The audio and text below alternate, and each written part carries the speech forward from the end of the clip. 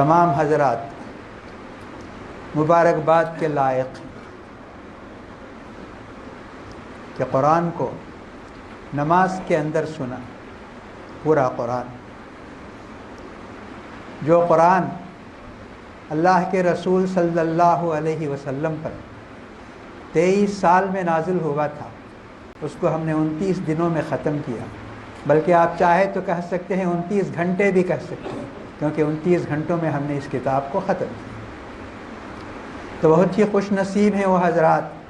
جن کو قرآن شروع سے اخیر تک سننے کا موقع ملا، اور خصوصاً نماز کے اندر، تو وہ سب مبارکباد کے مستحق ہیں۔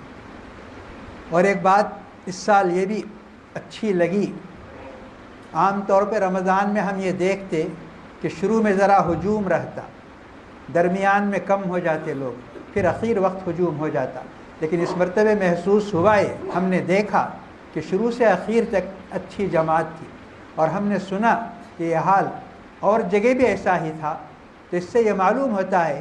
کہ مسلمانوں کو اپنی حالت کا احساس ہو رہا ہے کہ ہم کس دور سے گزر رہے ہیں،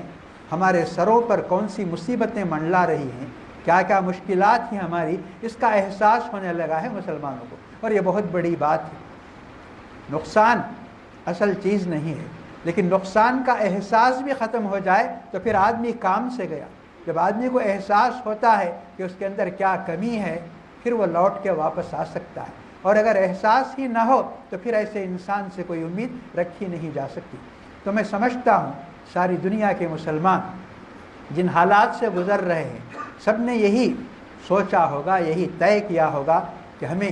اس طرح ہمیشہ نہیں رہنا ہے جس طرح ہم ظلم سہ رہے ہیں۔ ساری دنیا ہمیں بدنام کر رہی ہے، ہمیں مظلوم بنا رہی ہے، ہم پر ظلم کر رہی ہے دنیا، اور طرح طرح کے الزام ہمارے اوپر رکھ رہی ہے دنیا، اور ہمیں آپس میں لڑا رہی ہے۔ اس کا احساس دنیا کے سبھی مسلمانوں کو تقریباً ہوا ہے، اور یہ بڑی اچھی بات ہے کہ ان مبارک دنوں میں مسلمان اللہ تعالیٰ کی طرف لوٹ کر آئے ہیں، اور یہ آنا ان کا مبارک بھی ہو، اور یہ ہمیشہ اس کے اندر استقامت بھی ہو۔ یہ اللہ تبارک و تعالیٰ سے ہمیں دعا کرتے رہنا چاہیے۔ اور اس کے ساتھ ساتھ میں ایک بات یہ بھی عرض کروں گا کہ رمضان کے اندر جس طرح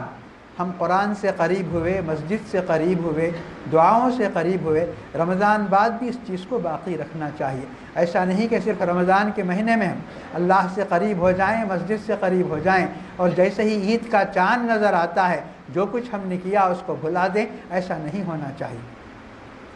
تو آج آپ نے